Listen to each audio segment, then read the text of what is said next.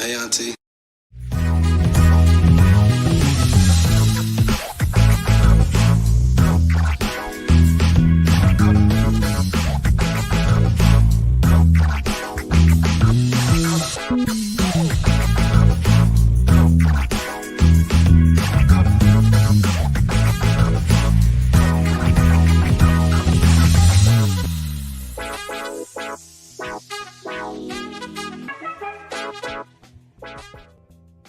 Hello, everybody. We're back. It's your Hi. favorite aunties.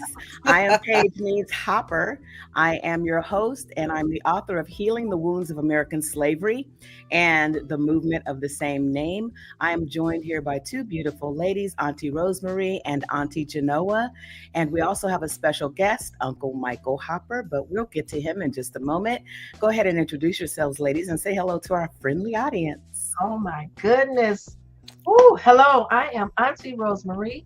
I'm ready to give of myself and give God given gifts. So just sit back and get ready. Get ready for her. Get ready for her. Ready. Good evening. This is Auntie Genoa. My usual saying, your own experience is not necessarily the best teacher. Someone else's is. If you'll listen, welcome. Come on in. Thank you, aunties. And we have a very special guest with us here tonight. He is Michael L. Hopper, Uncle Michael. He is one of America's foremost authorities on temporary governmental aid to families. He is a professor, he's a lecturer, and he's a consultant. And we are just super excited to have him here tonight to talk about this exciting topic. So go ahead and say a little bit about yourself there, Mr. Hopper. It's an honor, a pleasure to be on the program. I've been watching what you all been doing with the Aunties program, and I'm really, really pleased. It's a great way to bring a challenging subjects in a very entertaining and engaging kind of way. So I appreciate it being part. And so since that's interesting. In America, March is Women's History Month, but with the aunties, it's Men's Month. So I Black like men. Black men. Right. It's both. It doesn't have to be either or. It doesn't have to be either or. It's and. But here, yes, we're celebrating Black men. So I find it a pleasure to be here in March with you all. Thank you. We're excited to have you here. And for those who don't know, Michael Hopper is related to me in a very special way. He is my husband. But tonight, he is the expert as well. So as usual, I'm going to go ahead and read a little bit from the book tonight, and then I will get right into throwing the topic to the aunties and to Uncle Michael. And by the way, both of you aunties look gorgeous tonight. And Mr. Hopper, you look exceptionally handsome. Thank you. but you're not biased, right? Not at all. Not at all. Okay, so getting on to the book. I'm going to be reading from page 155. This book is called Healing the Wounds of American Slavery. And I am again the author, and I'm going to be starting on page 155. And the topic I'm going to be reading from tonight in the book is hopelessness and helplessness.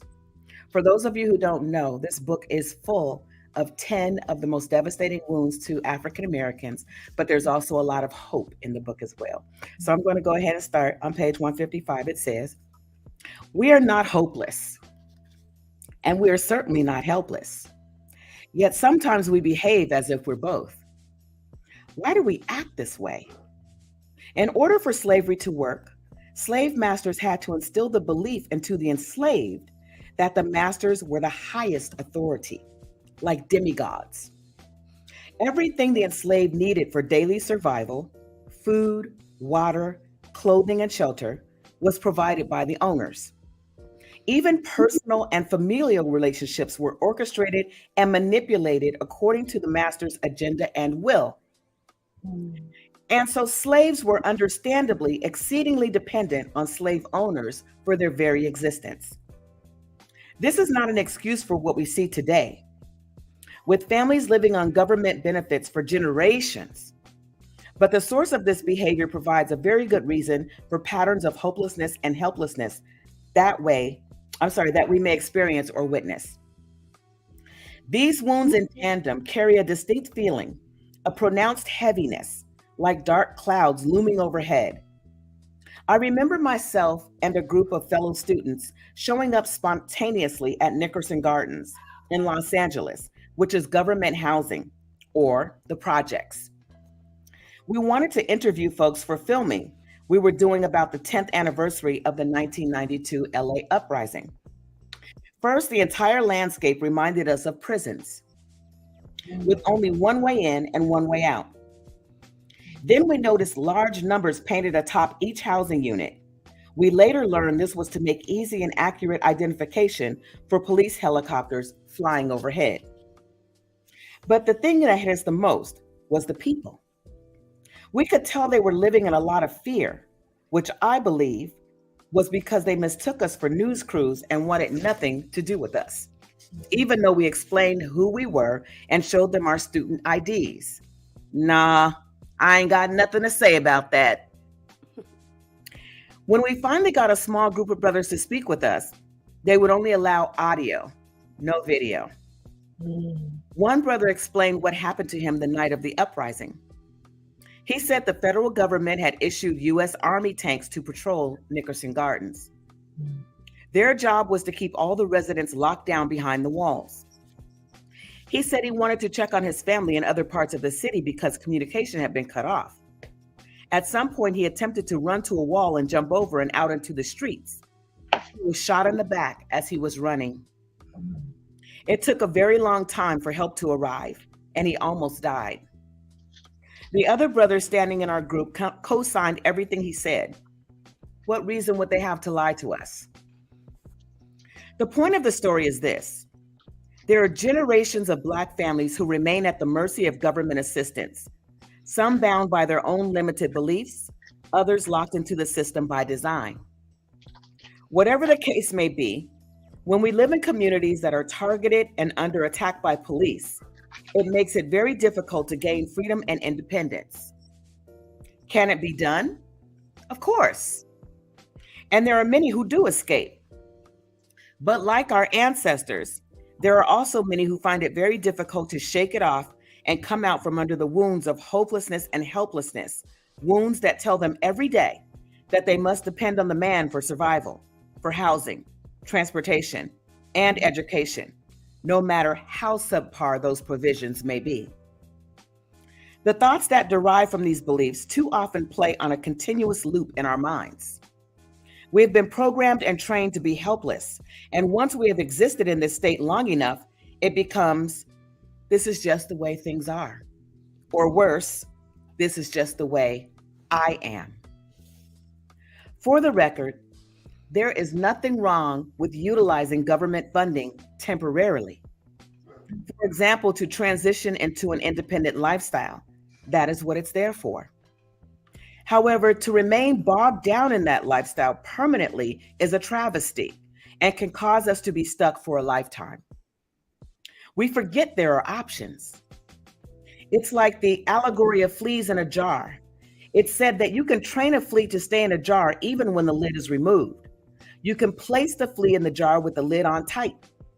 Fleas have a natural instinct to jump.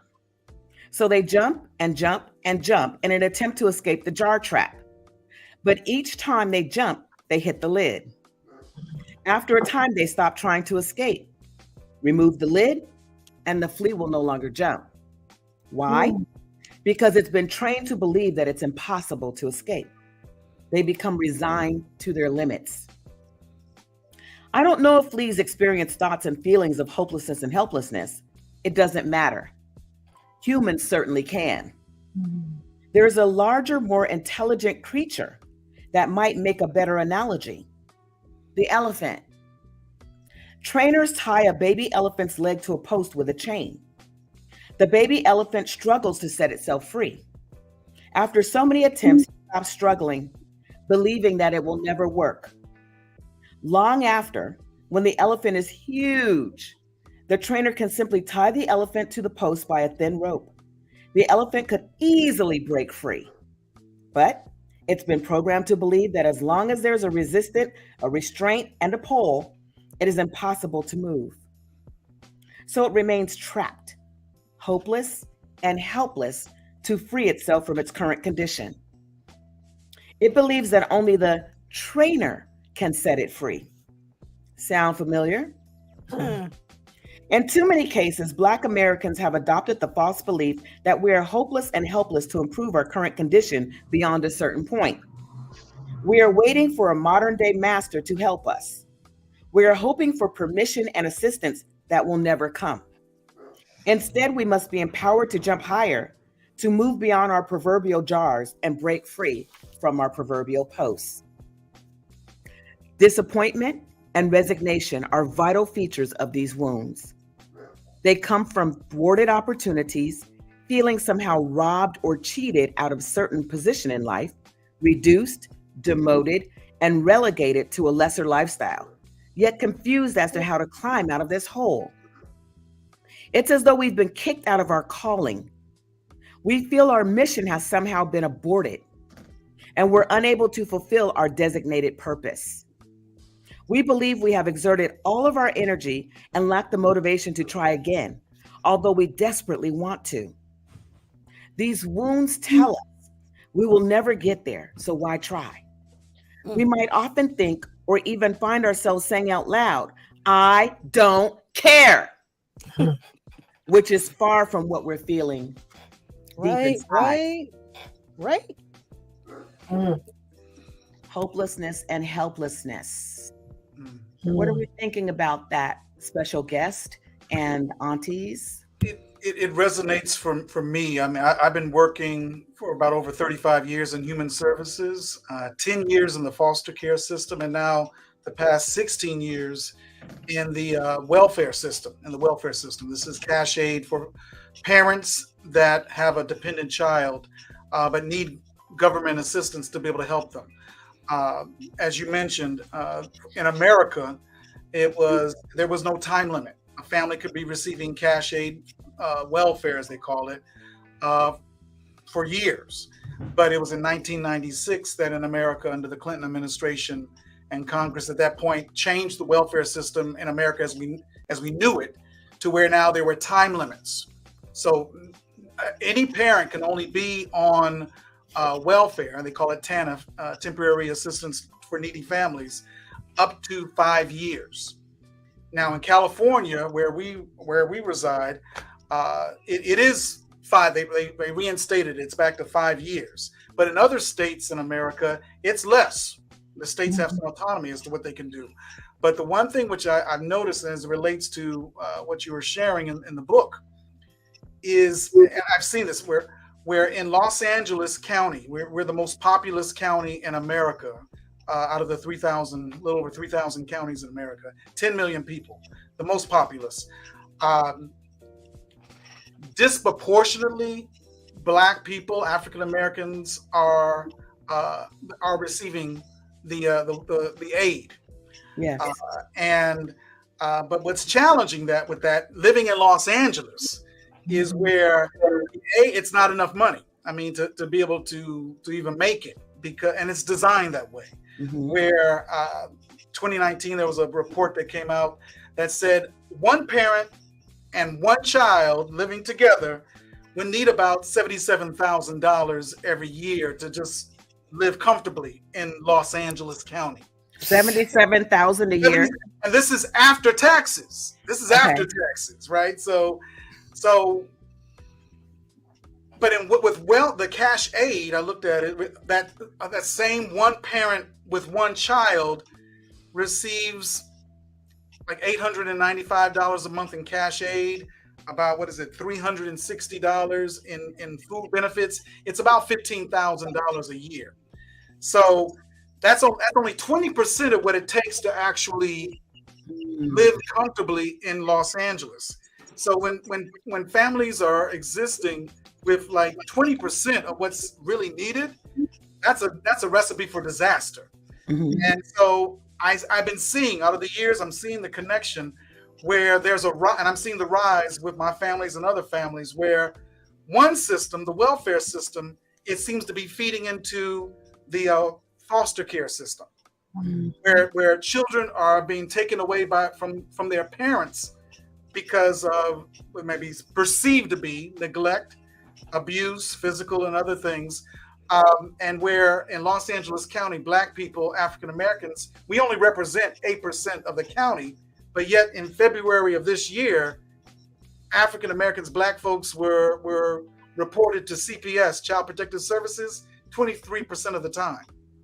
Mhm. And then so that's trauma, and then where there's supposed to be family reunification or family preservation, it's more, it feels, I'm seeing the rise where it's more that the county is quick to remove children Mhm. from their parents. What are some of the reasons they give for that removal?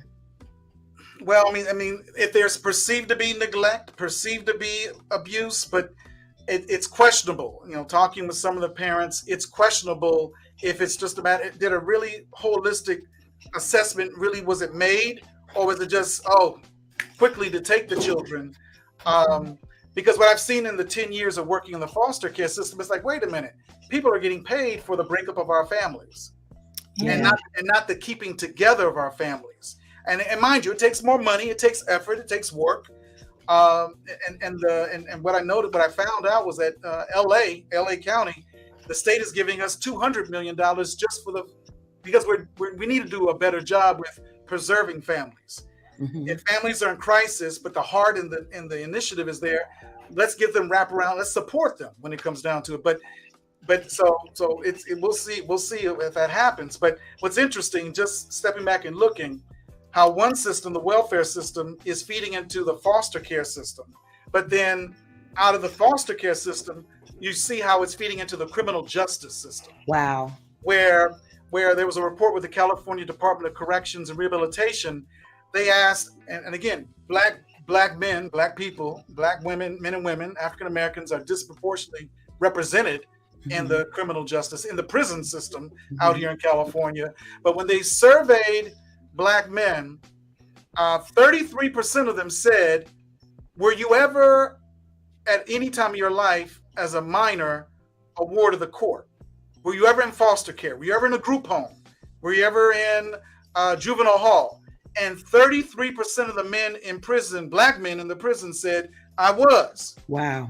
So you see how one system's feeding into another system, feeding into another system, and where the need to be healed of the wounds that you talk about in the book is so important. I mean, because like you said, it's almost learned helplessness. So the reproach, the disdain, the value of Black life. I mean, families see it. We see it. We feel it. And in some cases, we've been trained and conditioned to even treat each other this way.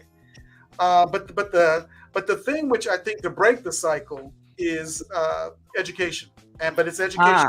That's why I'm working in a community college that's serving directly parents on receiving. Right. And you're at the college level. We had Gary Hardy on last week, who is an expert in politics and education in America, who was also saying that the school to prison pipeline we can literally put our finger in the dike of it or put our hand on the pipe and stop it in some sense through the educational system, as long as people are willing to work with the family holistically. And I'm wondering, before I pass it to the aunties, I'm wondering if that, 20% of what they need to survive. So $77,000 is what they get. No, $77,000 is what they get, right? It's what they need. Is what they need. One parent with one child needs in Los Angeles needs. And they get 15,000 approximately. Correct. So my point is that's only 20% of what they need. So they receive 15,000. They need a minimum of 77,000 to really survive in California. I'm wondering if, because they don't have enough money, then that may mean that they don't have enough to feed their children, which means that they may be going to school hungry, which is what we talked about last week, and with Principal Tammy in Oakland at Horace Mann School, that can be perceived as malnutrition, like a person may be starving their children, and that's a form of abuse. I mean, that's just one form.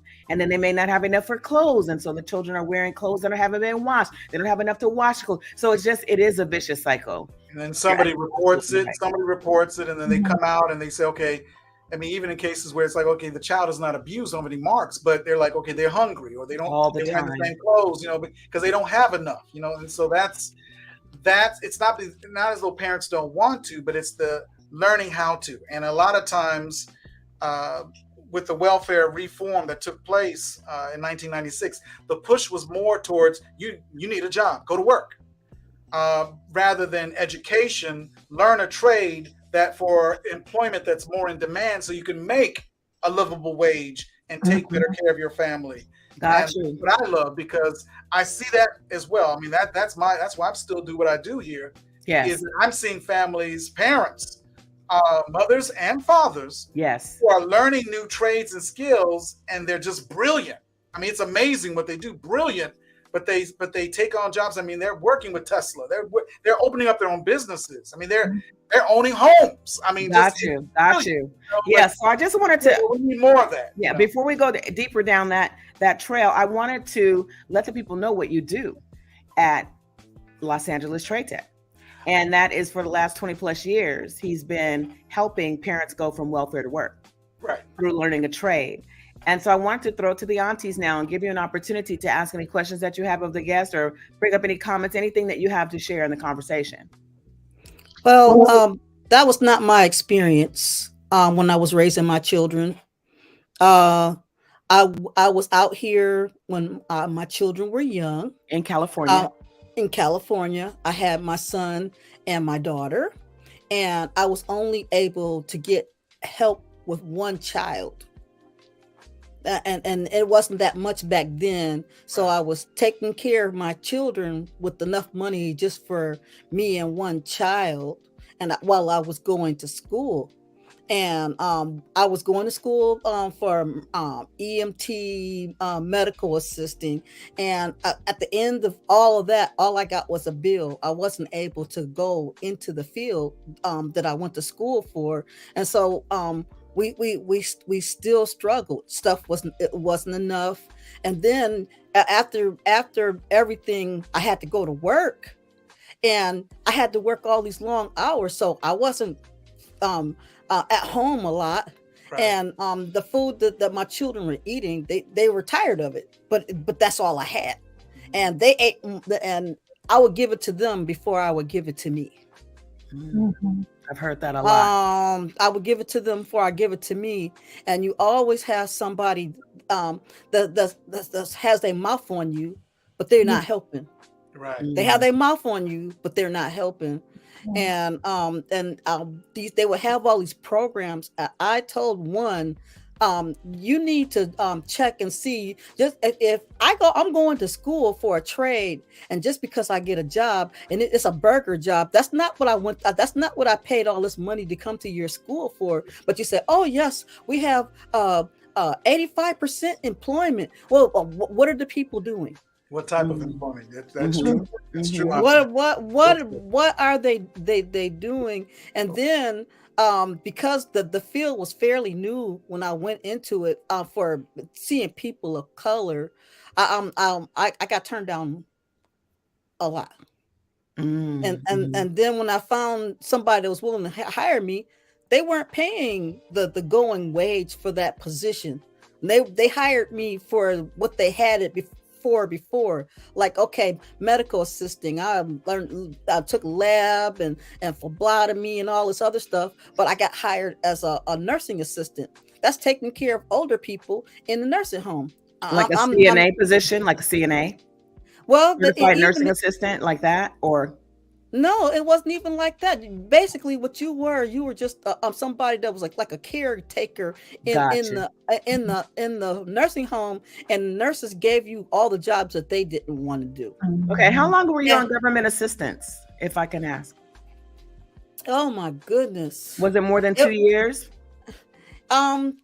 It was just under that, because I went back home to Michigan at this point. Okay, and then you took another route, so you didn't stay on it, and you're not on it. I mean, you didn't stay on it for long. It it was terrible, because if you're a person that don't know how to work the system, or if you're one of them people that's trying to live honestly and leave a good example for your children, you're not going to make it in the system. You're going to fall through the cracks. So do you feel at that point that the system helped or hindered? Because again, remember, the topic is government assistance, help or hindrance.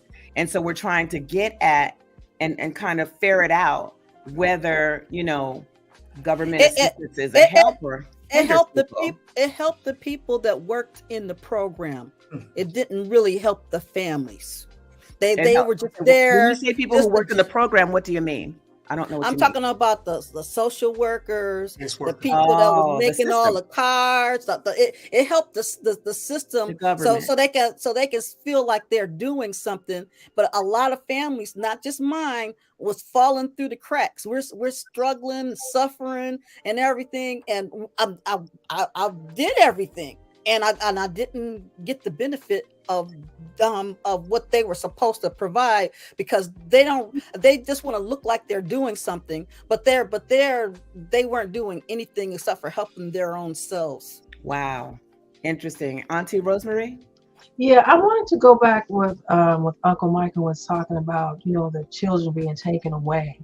And I remember this particular woman, because I worked in housing, affordable housing, for a long time. And I noticed that a lot of the parents always had to choose between food or Christmas toys, or just food and life, and the electric bill. But what I wanted to say about this one person, she got her child taken away, and I don't know why, but in the system, her child ended up dying. Because she went to a foster home, and of course that foster home did something to her, and she died. So she was understandably, she was very hurt, bitter, and the system provided nothing for her. They were fighting against her because she wanted to sue, and she wanted to, she wanted help, because it gave her a mental breakdown. So it's a lot of things within the system that doesn't, to me, help a lot of families what they really need. To me, I think it's a lot of embarrassment goes along with it. And, I remember being a child, going to the store with those food stamps, and it was very embarrassing because you couldn't count them fast, and people would huff and puff, and then the clerk would roll her eyes and everything. It was horrible as a child, with that. So it's a lot of things with that, like Uncle Michael was saying, with all of the separation of family, and then you lose your dignity. Then you don't have enough, even with the programs of the affordable housing, because the 1-bedroom at 30% is like maybe $600, but there's 1,000, 10,000, 20,000 people, 20-year wait for those. It should. Well, someone might just say then, why don't you just pull yourselves up by the bootstraps? Why are you on the government in the first place? What is it that got you there? It's not our fault that you have all those children. It's not our fault that you're not educated. It's not our fault that you don't have skills. Yeah. You all ought to just get out there and do what you need to do in order to not have to be on it in the first place. So the question becomes, is it a safety net for families? Is it social support? Or is it social control? Or is it victimhood? Like, what's really going on here? Because, we get down to the root of things here. Yeah. And so let's talk about it, because there is that faction in America that says exactly that. As a matter of fact, we just had a Facebook user come up to tell us that it's a hindrance. It is. And so we just definitely want to ask for more participation, more questions, more comments from our viewers, because we're here for you. And we just want to ferret this out, because a lot of times on these, not our platform, but platforms similar, we just talk about all the problems, and we talk about them, and we moan and we gripe. But what is going on here? And what do we do about it? And Jacqueline, hi, Jacqueline. She says, I think when you're in dire need, some help is better than no help. Just don't stay there. Absolutely. I agree with you. I agree with you. Yeah. And I really love and appreciate what Uncle Michael does at his campus, because he is literally helping people go from the system, which he already has explained as a cyclic monster of a system, one system feeding into the next, and he removes that factor, that pipeline. He takes students out of that pipeline or redirects them to another pipeline, which takes them into jobs and being productive citizens, right? And entrepreneurship, yeah, correct. Entrepreneurship. I mean, in America, I mean, most families are like 1 or 2 paychecks away from being on the streets themselves. Why? Right? You know, Why? Why? So the safety net that we've decided as a society in America to let's make sure at least we have that in place, and particularly for children, because again, we're talking about adults, but what can we do to support the children when it comes down to it that are with these parents? So it is a safety net. It's there to support, but more the intentionality has been put into place to really help folks, but it's still a refining process. Well, why do we need it? Why are families going into this system? Why do we need it? What is happening at the root of it all? What's happening? Well, when we look back even more and more and more, let's look back. Decades back, when it comes down, even before there was even welfare, that's the way we know it in America. I mean, we go back into like the Depression. But the idea, if we talk about Jim Crow, if we talk about different laws that were set up in place to specifically keep African Americans, Black people away from certain housing, from certain jobs. I mean, from certain, you could be well trained, but their employers, I'm still not going to hire you. Well, why? Well, because we don't hire Black people. I mean, so the continuance of discrimination and wealth being taken or not even allowed to be able to access has been there. We've inherited this from decades of that's been very intentional. Okay, we have a Facebook user that says we have a Facebook user who's saying that it goes back to Reconstruction. I want you to say a little bit more about that, viewer, so that we can take a hold of that and address it more carefully. Okay. Live shackle free with the hi, Dr. Ivanka. So it aids in separation of the family unit, particularly Section 8, where in many cases, if women marry the father of their children, they will no longer qualify for the voucher. So if the woman marries the father of her children, she won't qualify for a voucher. But if a man and woman marry in the first place before they start having children, then is there a need for a voucher? Can I say something? Absolutely. Okay. Because these are the things that we need to look at. These are the things that society is saying. And we do need to look and see, like, what is it with us? Not the system, what's going wrong with the system, because why are we in there in the first place? And regardless of Reconstruction, regardless of Jim Crow, regardless of all those things, there were still those who were able to become doctors and entrepreneurs and attorneys and just, as I said, that's a small number compared to the masses of African Americans. But why were those small? Why was that small number able to achieve it and not the others? Well, I mean, if we start to look, well, go ahead. I'm sorry, Auntie Genoa. Go ahead. You had. Well, this is what I was going to say, because she when she mentioned Section 8. The thing is, I was divorced. And I wasn't getting any child support, so the voucher took the place of the child support. But they used the area I was living in the Antelope Valley in California.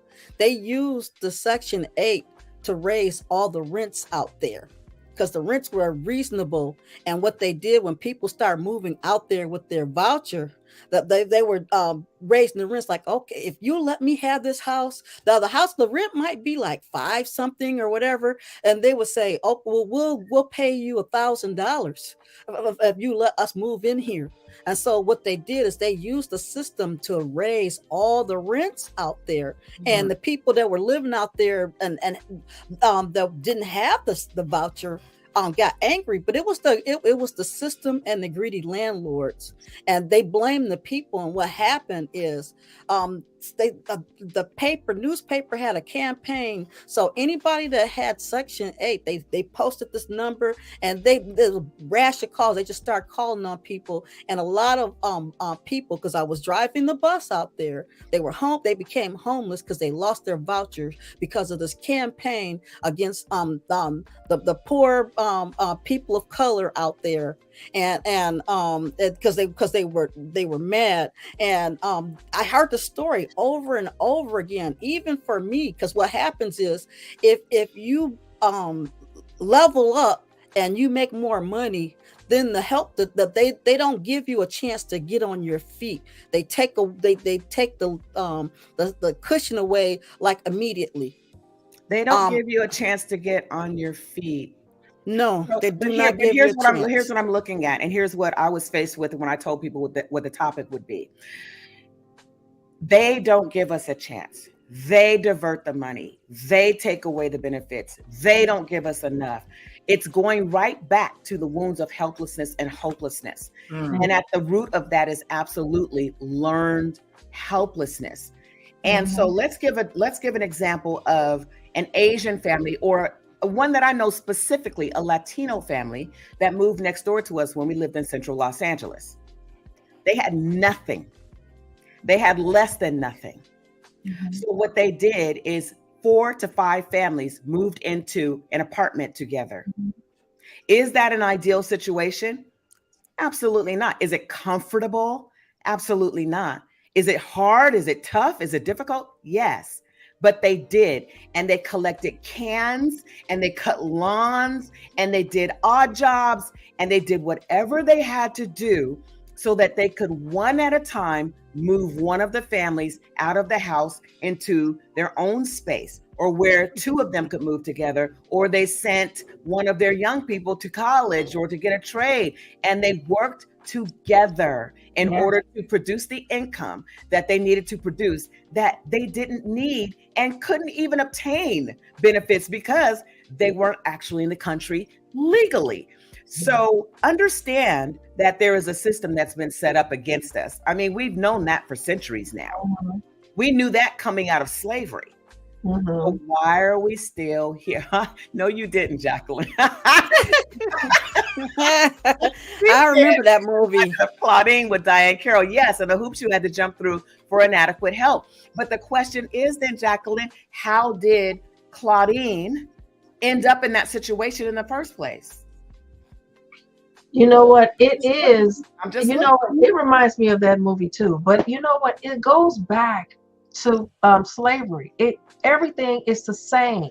It's just that it's a new way of doing things.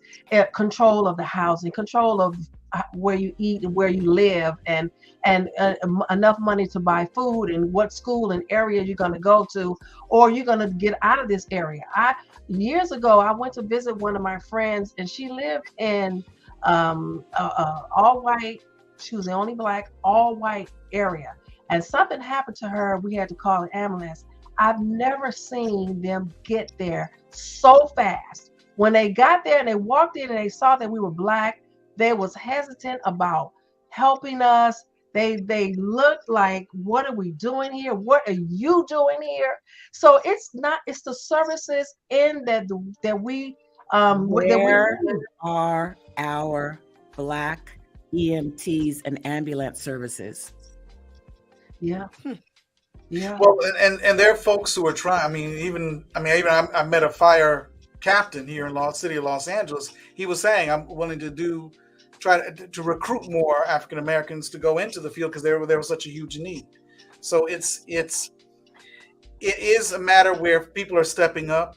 I mean, different communities need to step up more, and they are, but just we need more of it. Like, for instance, with the whole thing with the breakup of families, so quick to pull the trigger to do it. When we first moved down to Los Angeles in 2000, I remember there was a whole community. I wouldn't call them the Black Panthers or anything like that, but there was a whole wide range of black people in Los Angeles that were insisting that no, you're not going to be quick to pull the families. And so it was that advocacy. It was that push. It was that not on their watch. And the county, the government did respond by doing more wraparound services. Now, we don't have people continually at folks to say this is the right thing to do. Then the structure, the system can kind of go back to its default setting of removing quicker to remove children. But it's rather than depending on others, it's what I'm seeing is where families, parents, communities, neighborhoods are stepping up to fill that void of leadership and accountability, but also being self-accountable and taking initiative. And that comes with a change of mindset. And it most definitely is a change of mindset. I mean, I feel like what we have to do in our community college sector of all the CalWorks programs, welfare to work programs at the community colleges, we're having to now step up our efforts to address even more the mindset. Because again, that learned helplessness, I've seen it over the years where there's some, it's hard to break free, but then I've seen with others, they're only receiving welfare cash aid for maybe a few months. And what would you say is the success rate of welfare to work programs, the CalWorks and that? What would you say is the success rate? That I'm not sure. That's something that, but if I would estimate, I don't think it's high enough. To be quite honest, I don't think it's high enough, to be quite honest. And that's the intentionality that everybody that plays a part, all the stakeholders, including the parents themselves, all of us together, have to be more intentional in what we're doing. And the crisis that's happening right now in California with the theft that's taking place with people's benefits, I think it's forcing folks to have to do beyond what they've been used to doing. That's the parents, counties, all of us have to step up and do something different than what we have been doing. And I think it's horrible, but it's a good thing. I want you to talk to us about what that is, and we can discuss that. But I wanted to bring back up Dr. Yavanka's comment really quickly so that we can address that, because I love it when people participate, and I don't want to overlook that. Generations of family units who were able to advance from homes purchased with loans from the GI Bill, which were not granted to Black veterans. True. Okay, so then it must have been the white families then if they weren't granted to Black veterans. This funds better schools for kids born into this. So again, the system undergirds those who don't look like us, but it doesn't support us as readily as it does others, and especially with housing. That's a good point. So I want you to go ahead and talk to us then about what's been happening. Yes, there is a need for soft skills training for this to even begin to have more success. Absolutely. Absolutely. And that's what we want to get into. We're probably going to need to do a part 2. But right now, I would love to give the floor to Uncle Michael so that he can explain to us what's been going on with these EBT cards. So in California, as well as with pretty much most of the other states, Auntie Rosemarie talked about how food stamps used to be literally food stamps that folks would take. Now everything's like on an actual card, but it's a card without a smart chip. So long story short, what's been happening in California, but I've noticed it's also happening in other states in America, where there have been people that have put where people use their card to swipe to buy groceries or certain items with their government sanctioned benefits card. Some folks have been putting like a skimming device to get the information from the card and their actual PIN number. Then they'll produce a counterfeit card. And then on the first of the month, with the strike of midnight, folks are going into ATM machines and with like 30, 40 cards with them, counterfeit cards, and just emptying out the parents' accounts. And so you have parents who are coming, later that day or the next day, they go to use their card or get the card to pay their rent or get groceries, and all the money's gone. So it's happening quite a bit in Los Angeles County. 2022, it was almost $20 million stolen. And the whole state of California, since this has been going on since 2021, at least it's been tracked, it's just escalated. It's over 44 million. And the numbers keep getting more and more. So, and who's doing it? There was an article in the LA Times that there were some Romanian nationals that were coming in and doing this, but also people believe they're actually working with other folks who are native Californians as well. I mean, it's not just the Romanian nationals that are coming in and doing this kind of theft. They're working with folks as well. They definitely believe so. But the thing is, it's a crisis situation. But what came to me, and came some of the others, and I got hearing this from parents. It's like, well, why not use this crisis situation as really motivation for people to get financially educated, to where people can say, you know what, government, I want my cash aid and my food benefits to go directly into a bank account that I own. And direct deposit that into a card that I own. And some of the families, they may have never owned an account. Their family may have never had a bank account because they're used to doing things a certain way. But it's kind of forcing folks to have to step up, mature, grow when it comes down to how they handle their finances. So we're doing a webinar with the county, and a lot of the parents are starting to take part this Thursday. But we hope it'll build traction where sharing with the parents what do you need to do to try to reclaim your funds that were stolen, but also share the benefits and the responsibilities of having a bank account. But so this might be one of those. This might coaching. So this might be one of those moments where, as we say, what the devil meant for evil, God meant for good, because it is a mind shift. It is a mindset shift to take it from, just gathering and getting the money for off of your EBT card, as opposed to literally beginning to learn how to do banking. Right. And we're also coupling it with financial coaches that are used to working with parents, where if they say, yes, I want to open up a bank account, but I'm not quite sure how to do it in the direct deposit, connecting them with financial coaches that can help them for the next 3 months. Let's take care of the immediate crisis, the immediate need, but then let's look at what are your goals? Where do you want to go with this? I know it's like, I only got so much time with the county with welfare. I have these aspirations. I want to do this. I want to learn this trade. I want to do this. I want to earn this I want to make this kind of money. I want to learn how money works so I can have money work for me rather than me working for money. Very good. And then what I love about the one program we're partnering with, they're giving the parents $150 every month for the first 3 months that they're taking on the coaching. So it is breaking that cycle and helping them for breaking the mindset. And I like what you're saying. It's the learned helplessness. So it's like, no, I really do believe one of the reasons why I do the work that I do, and I still do what I do with the parents that I do, is because I really do believe there's a part of the Bible that talks about that those that society thinks are the lesser than, the inferior ones, that you don't really need to deal with them. Those are the ones that God has endowed with the greater gifts. The greater gifts. So, and I've seen it. I mean, just the brilliance that comes across when folks start waking up and seeing what they can really do. It's amazing. I mean, I'm here to serve them, but it's just amazing what takes place. So it's just now we're having to be more intentional and getting more other people involved. And they want to see wins. They want to see success. And we have no choice. But if we want our society to improve, we got to help those who are the most vulnerable right now.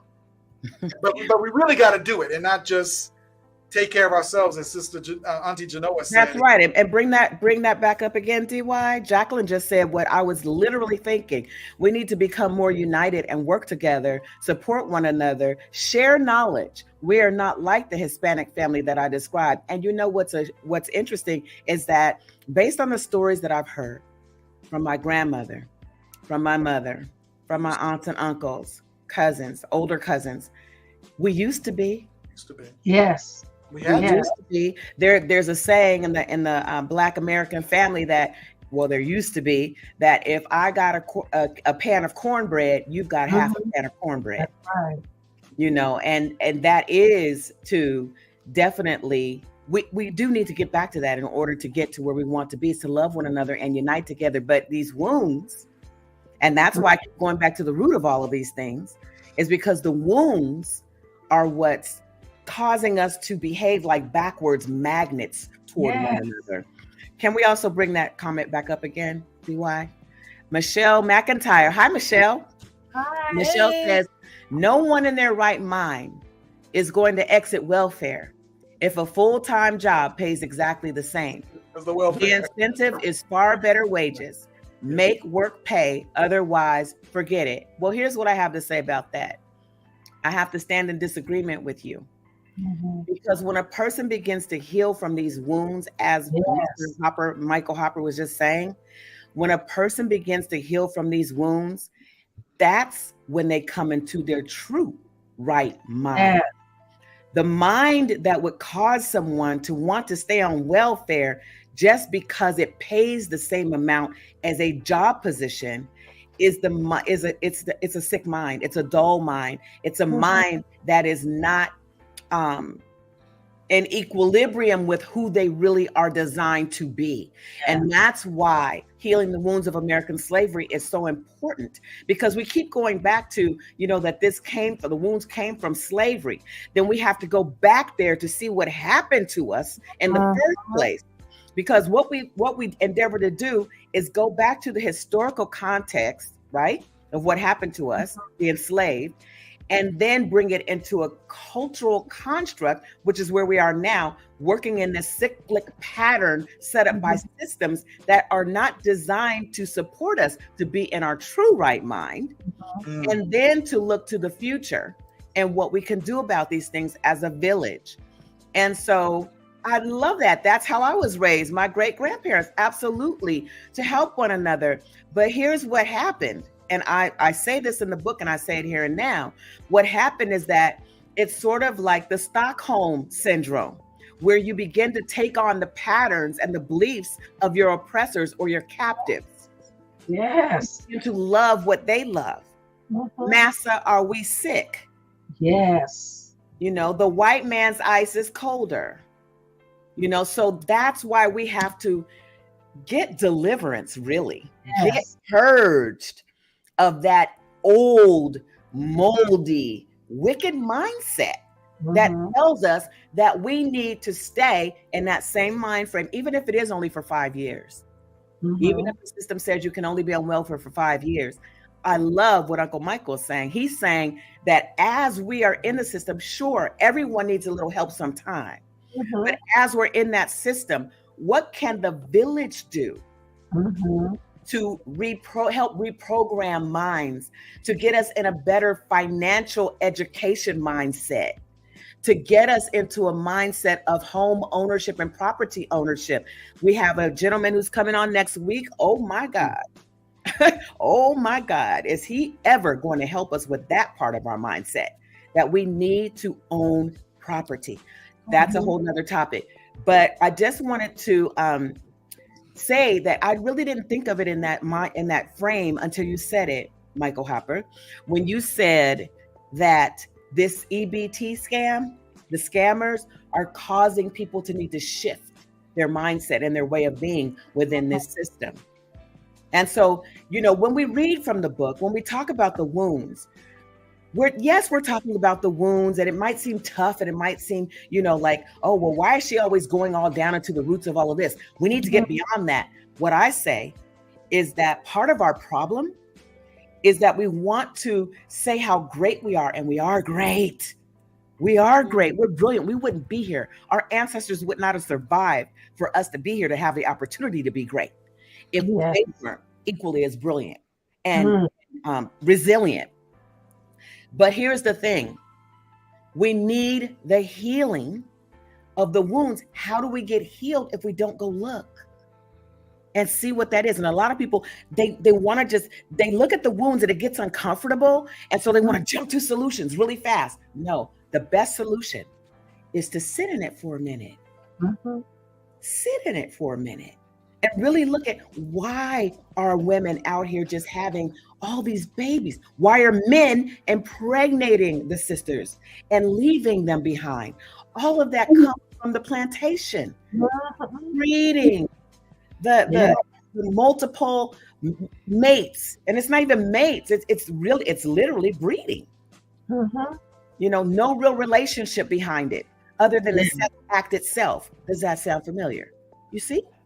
And so we have to sit in it in order to see why it's playing out now. The residual effects of it are playing out now. And then we can move. And actually, it's not even then.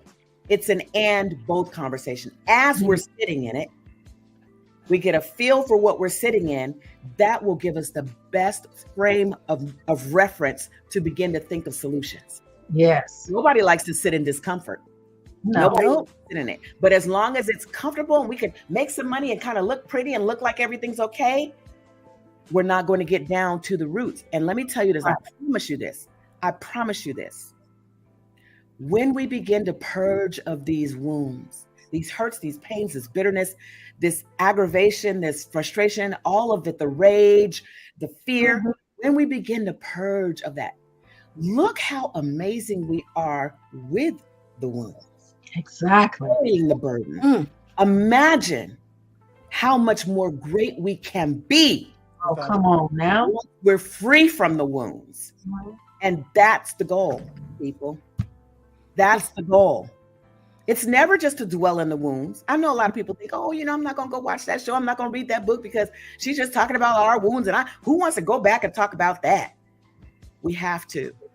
That's like going to the physician, right? And not wanting the physician to look at your hurt or your pain or the broken bone or whatever it is.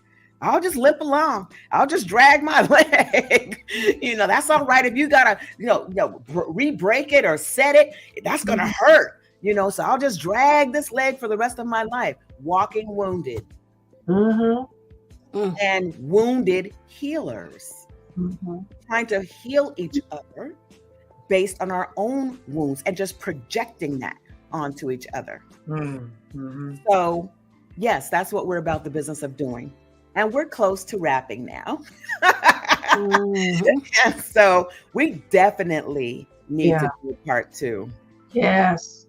We definitely do, because we want to, talk about now, what it takes to move past where we are now. We talked about the historical context, right? We talked about where we are now with the EBT scamming and the families sort of, the children being moved out of the homes and, people having lesser access to those things that they need to really thrive, not just survive. So I want to give the last minute to Uncle Michael to give us a call to action. But first, I want to give at least 30 seconds to each of the aunties. I'll be brief, but what I would highly recommend. You're going to have the last word. Okay. The ladies are going to have their 30 seconds. We want to give you the honor of the absolute last word. Okay. You know what? I'm sitting here like just about to blow up because I have so much to contribute to this. But you know what I'm going to say is we got to stop being asleep because we're walking around sleeping. We need to wake up. And that's when reading this book and then sitting in it, like you said, and then getting to know an early education of how to our finances is key. I'm going to stop right there. Okay. Thank you for that. And you'll have an opportunity to get all the rest of it out too. Well, I feel like we are masters at making things seem like it's all okay when it's not. And I feel like once we do the work and sit in it, we can really decide what it is that we want. Yes, absolutely. And go right ahead, Uncle Michael. You got it. I would say, and Auntie Rosemary mentioned, but I would highly recommend for those who feel moved about this topic, if you have not purchased the book, if you've not got the book, to please get the book. But with the book, I know one of the things that Paige is about to do is about to launch the trainings, because part of it is we're looking for partners. Because again, we're in Los Angeles, but then we're talking about all of America and even parts of the diaspora. But it takes a community that's more aware and really engaged in healing the wounds that are tough to look at, but we can do it together. But then empowered, you can have an impact on your neighborhood, in your area. I mean, the welfare system, the foster care system, the criminal justice system, there's a whole lot of people that look like us that need that support, but they need somebody to be able to come and bring the message with some level of healing themselves. Yes. I'm getting some healing. You can get some healing too. I'm here to support you. And so that's the next stage where we say, so the class that I think you're thinking about doing, Paige, with the book, I think is going to be extremely important. And it's Yeah. coming right up. Amen. It's coming right Amen. up. As a matter of fact, I am meeting with the person who's helping me get that together very shortly. So we've got to go. Thank you for joining us so much. Thank you for your participation, audience. We are your aunties, and you can tell us anything, but there's a way to say everything. We're so excited you joined us tonight, and come back next week. We love you. Bye. Hey, Auntie.